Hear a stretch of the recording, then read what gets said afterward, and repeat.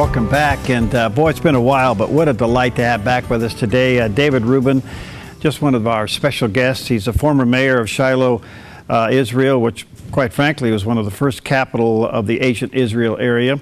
He's also the founder and the president of Shiloh Israel Children's Fund, which is CICF, dedicated to healing the trauma of children that have been victimized by terrorist attack, which, by the way, he and his 3-year-old son were injured and wounded because of that. He also is a blogger. He writes and commentaries, Israel National News. He's part of that. Just a wonderful man to have around, and what a delight and an honor to have him with us today. Let me just say quickly here, there's a couple of websites you may want to jot down, ShilohIsraelChildren.org, or you can go to DavidRubinIsrael.org. Hi, David. Good to see you, my friend. Hi, good to be back with you, Perry. Where are you? Where are we Skyping you in? Where are you? I'm here in Israel. Good. Nice to see you. Well, as you know, David, things are heating up here, the political arena, and today is the last of the big primaries in the country. For the most part, it looks like it's going to be Hillary and Trump. How important, from your perspective, is it that Republicans show a strong, united front in supporting Israel? Well, it's critical. I would love to see the Democrats also show a strong, united front in supporting Israel, but we don't see that. I think that this election cannot be any clearer as far as who is going to stand with Israel. The Republican Party has proven itself to be a very strong party when it comes to Israel. Not just Trump himself, but the people around him, the people who will be advising him, are very strong supporters of Israel. But I think that any doubters should look at the package that they're getting. And if you elect Hillary Clinton, you're going to be getting not just Hillary, but also the left-wing anti-Israel crowd and all of the Bernie supporters. If you elect Trump, you're going to be getting people like Rudy Giuliani and Mike Huckabee, perhaps, and Ben Carson, perhaps. You're going to have a lot of people in a Trump administration that are very strong supporters of Israel. So I think it's very important to look at not just the individuals, but also the package. David, how destructive has been the Obama administration's relationship with Israel? How destructive has that been for Israel? Well, it certainly has been destructive, and I must point out that Hillary has been a part of that. And I'm not here to campaign for anybody. I'm just giving you my honest opinion from what I see from Israel and what I have been following very closely. I'm always following the American politics, the political scene very closely, and it's very important to understand that Hillary should be remembered for the things that she did. And I agree. Trump is a businessman. He doesn't have a record on foreign policy. Hillary does. And her record on foreign policy, what stands out to me was Joe Biden's visit to Israel about 6 years ago during the first Obama administration, when Hillary was Secretary of State, and Biden came to Israel. During that time, the Jerusalem Planning Council gave its approval to go forward in giving permits for 900 apartments in Jerusalem, Israel's capital.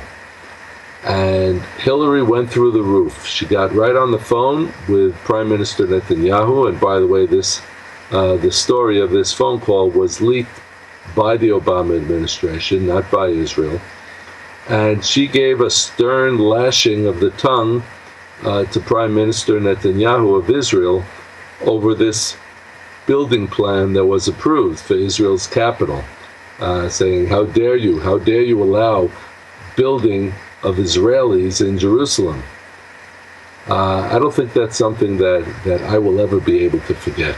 Wow. Quite frankly, I forgot about that, but that is huge. Let me ask you this. Trump has come out very strong in support of Israel, and he's taking a lot of criticism for it. What is Israel, you, Netanyahu and others, what do you think of Trump? He doesn't have a political record, but he has a very strong verbal support of Israel. What's your take? Well, I can't speak for Netanyahu, and I don't claim to. What's important for me, and for those of us here who live in the biblical heartland of Israel, for those of us who are very concerned about the situation today in the biblical heartland, the threat of a Palestinian state that keeps coming up again and again, being pushed by the Europeans, being pushed by the Obama administration. I think that it is critical that we have a cooperative relationship with an American administration that will support Israel's right to build in its biblical heartland of Judea and Samaria, that will support Israel's right to build in its capital, Jerusalem. I think that is the most critical issue today, and I'm happy to see that Mr. Trump has come out firmly in support of Israel's right to build in its biblical heartland and in Israel's capital. That's something that we haven't seen for the past 7 years. He said if elected, first of all, he's criticized the deal with Iran, the nuke deal with Iran. He's highly criticized that. Bad deal, bad all the way around. He's been very vocal on that and said he would cancel the deal. Would that heighten a threat from Iran to Israel if that happens? Well, I think the threat is there. The threat is there whether Trump says anything or threatens to break up a deal or breaks up the deal altogether. The threat is there. The Iranian government is going forward, and they have stated this, that they are going forward with their nuclear program. And the deal doesn't stop their nuclear program. I want to remind your viewers, it does not stop the nuclear program. All that it does is perhaps delays the nuclear program by a couple of years, but they're going forward. They're going forward, and they're going forward with renewed strength because of all the billions of dollars that are being passed along to them, that are being funneled to the Iranian government now as a result of this deal that has been reached between the United States and Iran. Let me take a break here, and we'll come back. Our friend today, it's good to have back with us today, David Rubin. By the way, you can go to ShilohIsraelChildren.org is one of the websites, and of course, DavidRubinIsrael.com is also a website. When we come back, I just want to get an update. What's happening in Israel? You know, it's been a little quiet. We haven't heard a lot going on there, at least in the Western news, and we'll get that from him when we return in just a moment.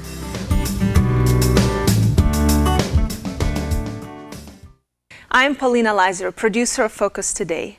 Thank you for watching this video, and make sure to check our other videos at theDove.us.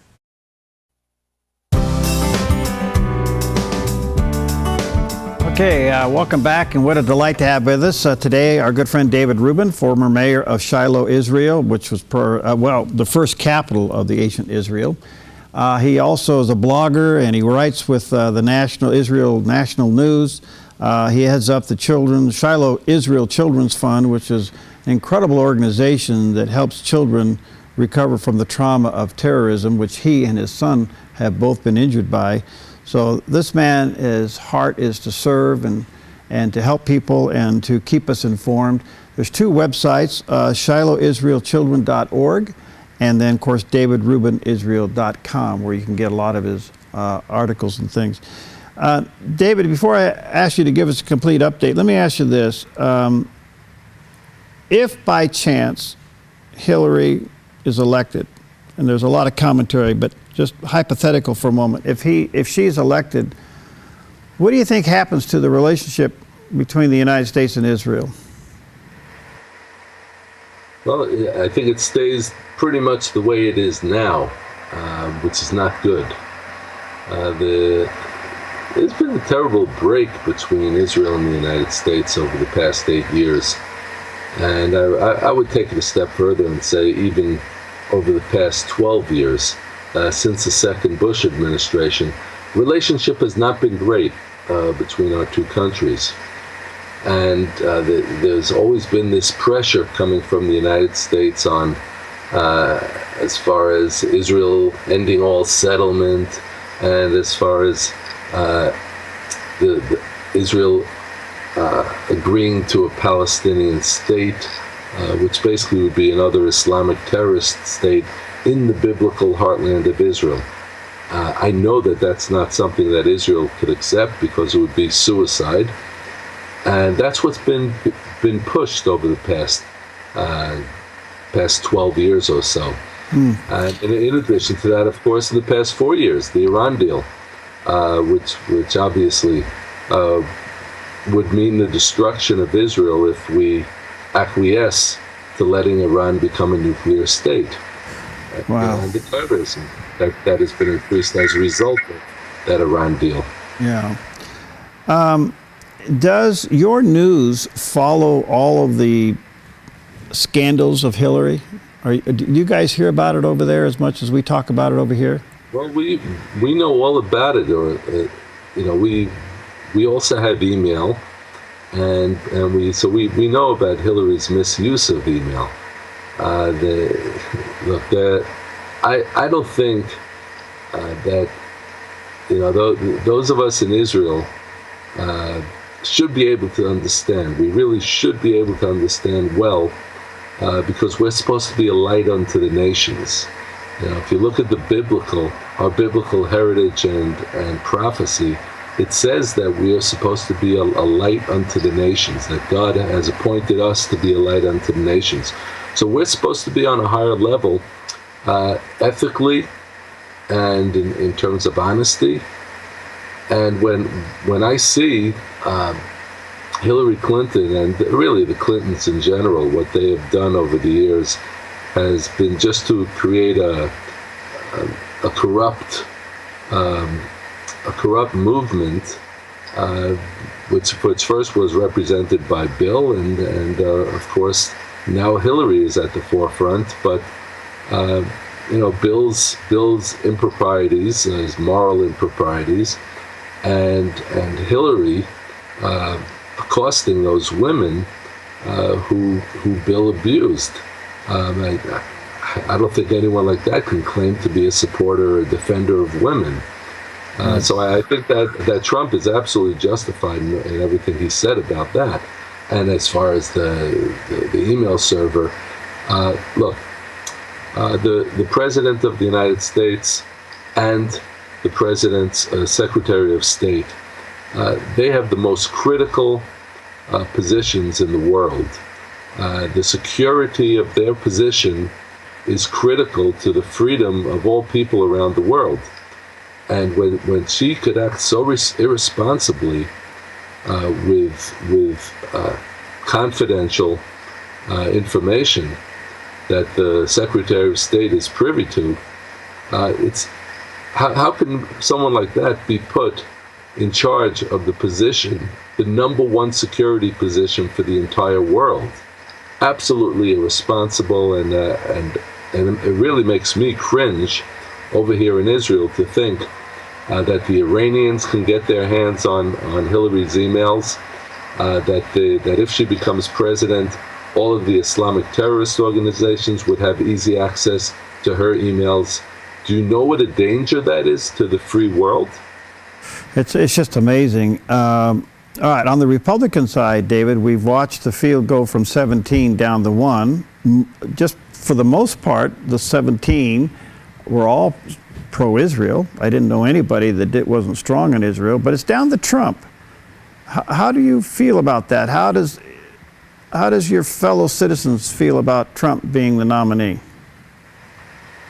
Well, look. Let's look at again. I emphasize that we're looking at the full package. You just pointed out that almost everyone of the candidates was strongly pro-Israel.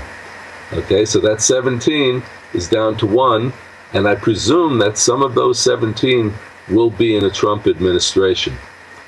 So that will further strengthen the pro-Israel credentials of Trump. Now, as far as Trump himself goes, let's look at some of the facts. Not just of what he has said, but also what he believes in and what he has done since becoming the presumptive nominee.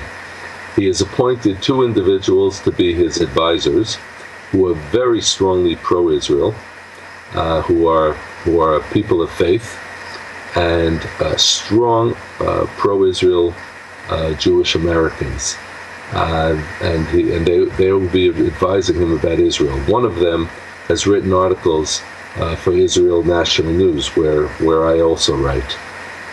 In addition to that, Trump's daughter is a convert to Judaism. His daughter Ivanka, who runs the Trump organization, she is a convert to Judaism.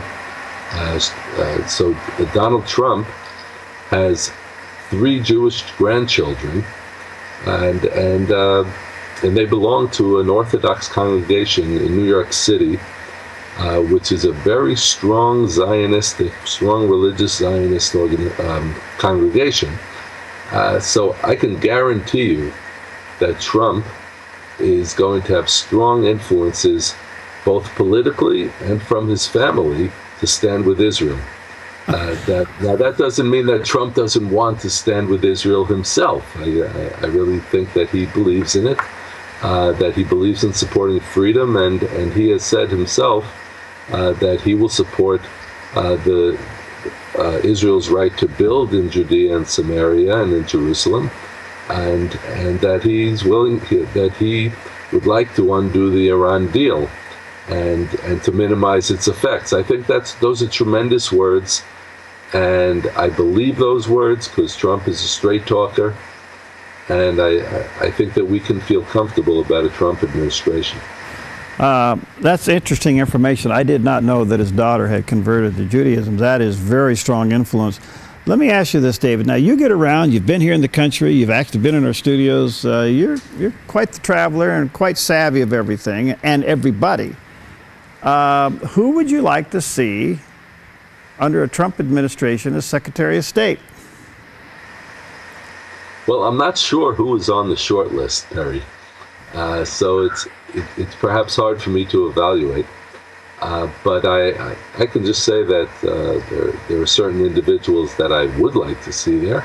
I would love to see Newt Gingrich as a possible running mate for Trump. I think that he would be wonderful as far as Israel. He always has been strong on Israel, and he certainly could help Trump to become a politician in the positive sense. He certainly knows the ins and outs of Washington and dealing with Congress and also dealing with the media. So someone like that could be great. I think Mike Huckabee could be a tremendous choice. I also think Ben Carson could be a good choice, but I know he's on the team, the selection committee, so he might not be selected because of that. There are other individuals who also could be quite good. I think we're just going to have to wait patiently and see. Someone like Sarah Palin actually could be very good as far as Israel is concerned. She's a strong supporter of Israel.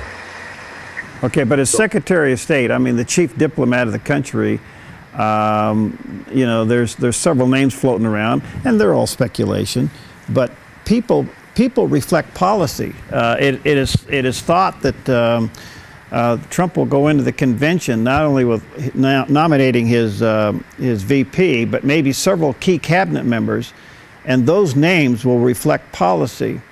But the Secretary of State job, top diplomat of the country, really, anybody you'd like to see sitting in that slot?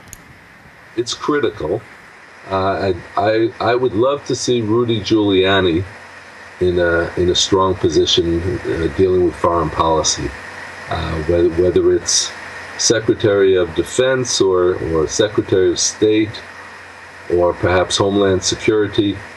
I think that he could be a very good choice to be out there and dealing with foreign policy. He's very knowledgeable about foreign policy, and as well as Homeland Security, certainly as the mayor of New York City during 9/11.